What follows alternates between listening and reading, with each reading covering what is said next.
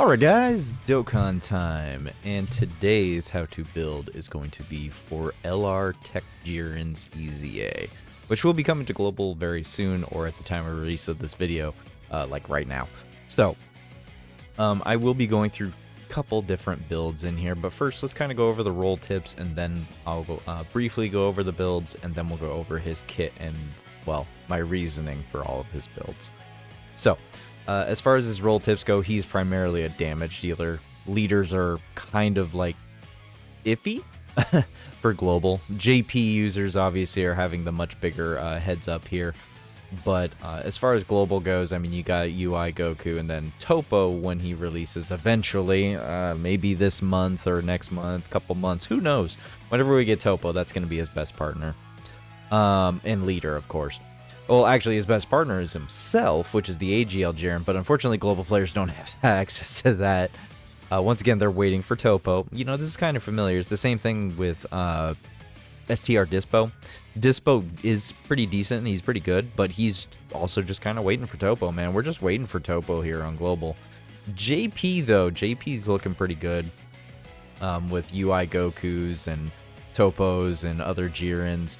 His best slot position is definitely going to be slot 2. It's not that you can't put him in slot 1. You can definitely put him in slot 1 in certain fights and certain phases. But primarily, his best home is 100% going to be in slot 2 or even floating. It just highly depends on the team that you're rocking him with. As far as his builds go, I have a 55% build here. Depending on the player, you know, depends on how you yourself choose to actually want to use this unit. He is a tech type, so he does start with 5 crit already.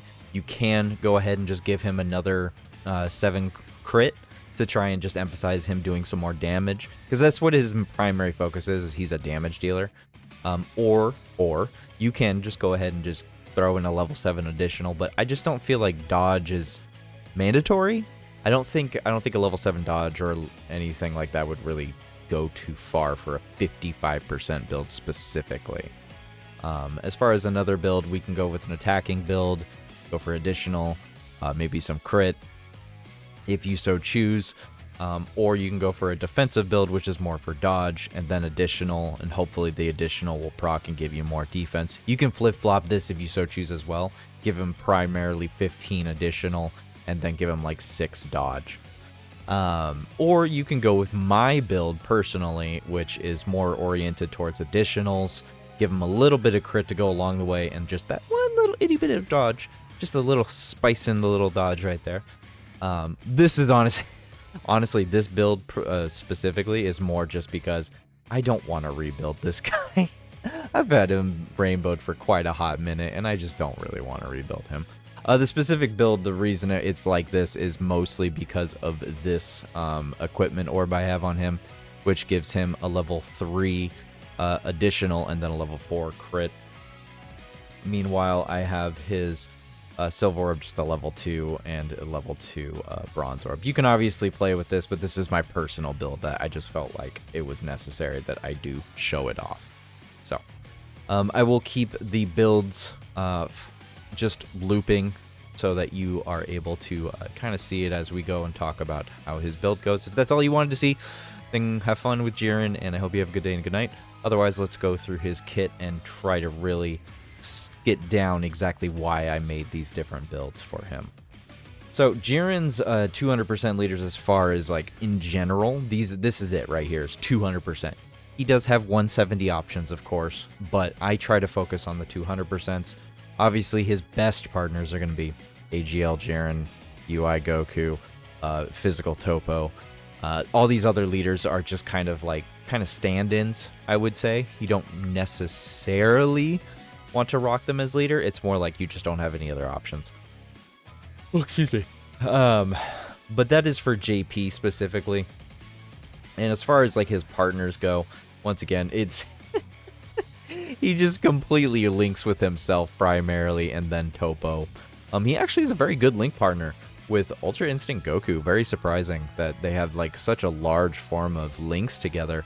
But I feel like this is global's going to be like your good rotation global players. I feel like this is what you should be probably aiming for.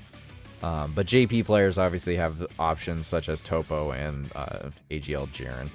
But unfortunately, I am a primary global player, and that is what I unfortunately have to roll with. So 200% leaders options for global is a little bit less, but we do have UI Goku finally. If you did pull him, that's awesome. If you did not, then you might want to grab the AGL Vegito Blue duo. He is a 170 lead for Universe 11 and Universal Survival Saga. He does greatly raise attack and defense for 1 turn. Then he massively raises attack and defense on 18 key. And massively lowers the enemy's defense. And 50% chance to stun. So he does have a lot of utility there. That can be very handy in early parts of difficult red zone, blue zone fights. Otherwise, it's just a nice little utility feature for outside content of super challenging stuff. He does have attack and defense plus 300%. He reduces damage received by 30% for 1 turn from his entry turn. I find this to be very worthless. I don't like it when units do this. I find it really ridiculous. 23rd World Tournament Goku has a similar thing where he has guard for the first turn that he pops up. And they do that because they want you to take the chance to throw the unit into slot 1 so that they can build up. And that's great, and that's fantastic. And it does help because as we go on, you'll see he does want to get hit a little bit. He does get a plus additional attack and defense plus 100% and guards all attacks if HP is 40% or more at the start of the turn. So just be very wary of this, because if you, like, I don't know, if you have a team where you just get blasted and you are low on health, be very wary that he doesn't always have guard.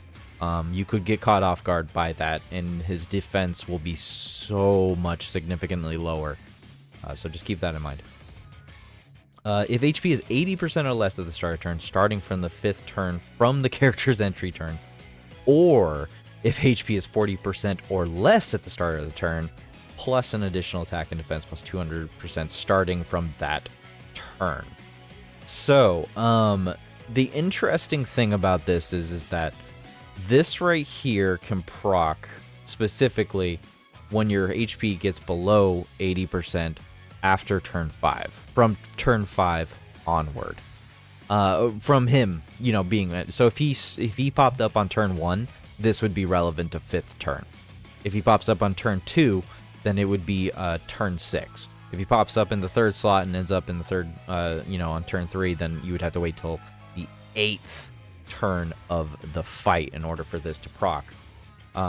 Otherwise, it's just getting below 80% or 40% HP one time in the fight, and you will get this extra 200% attack and defense.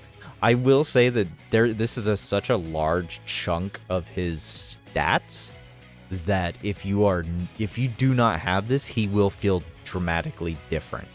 Your mileage will vary heavily if you do not have this activated. So just be kind of wary of it. Be aware that he is dependent on your HP bar dropping immensely within the fight in order for him to get this kind of buff. He does get key plus 3 with each attack received up to 11.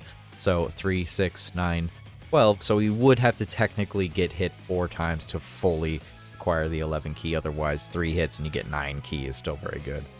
Launches an additional super attack starting from the turn in which the character receives a 3rd attack in battle. So once again, he has to get hit 3 times at least. And attacks effective against all types.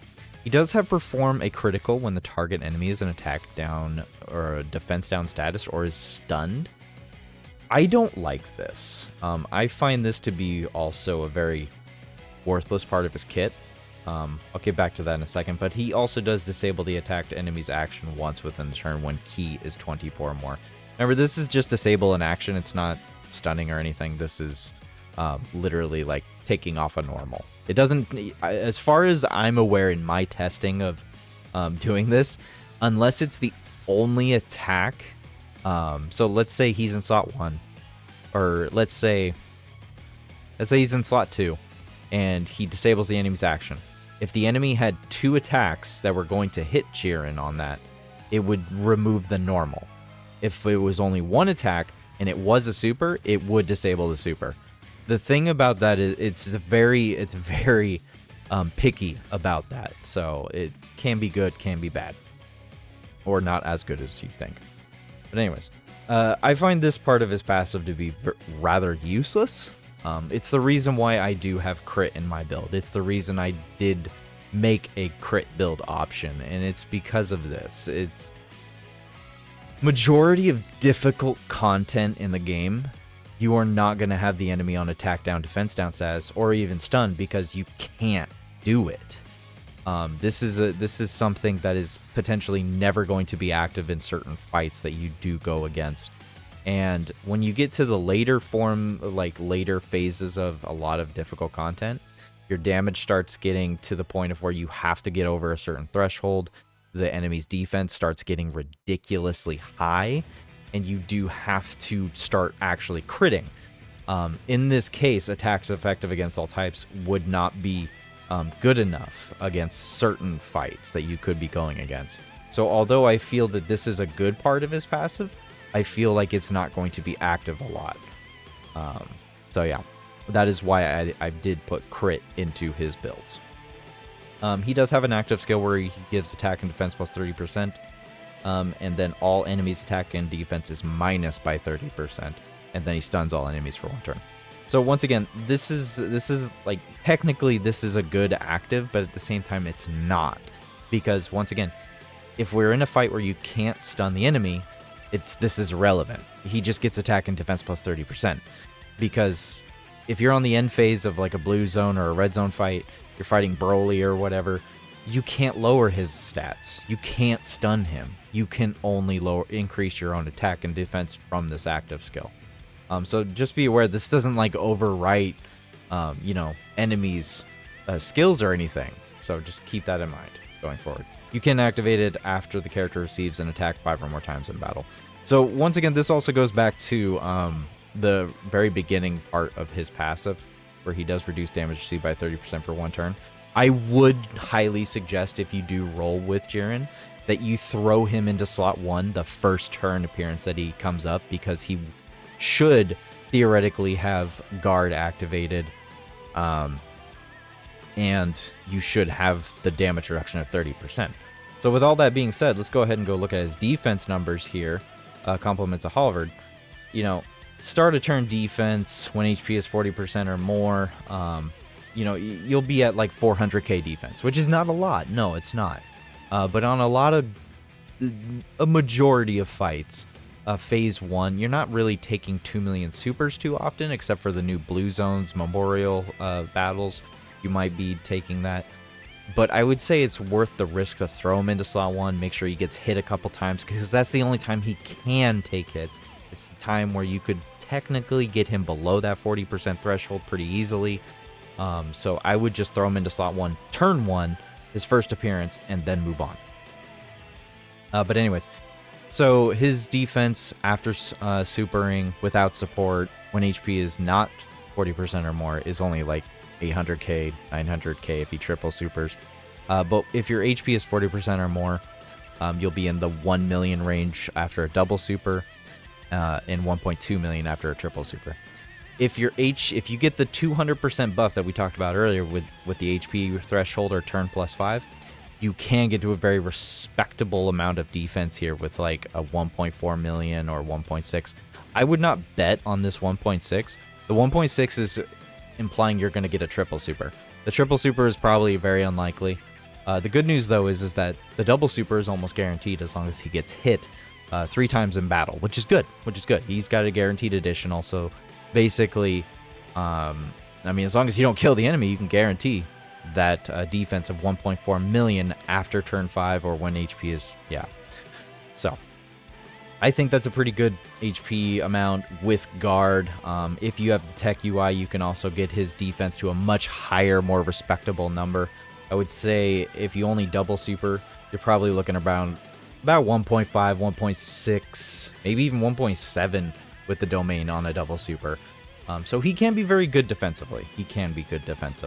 Technically. I still wouldn't throw him into slot 1, though. I don't think I would throw him into slot 1 personally. But yeah, I think that's pretty much it for his kit. He's a good unit. He is pretty good. Very HP restrictive. Needs to get hit. He's kind of... Yeah, you gotta work him. You you got to work this Jiren out quite a bit. You got to get him hit. You got to get him. You got to get your HP under control. But otherwise, he's a pretty solid, good. He's a very good, solid EZA. I like it. I like it. I can't wait to have Topo. Hopefully, when Topo releases, we'll have like special tickets or something on global. JP players are eating good, of course. But anyways, guys, thank you for watching. Let me know how you decided to build your TEQ Jiren, or if you just didn't really have a choice because you've had him built already for years. But anyways, have a good day and a good night.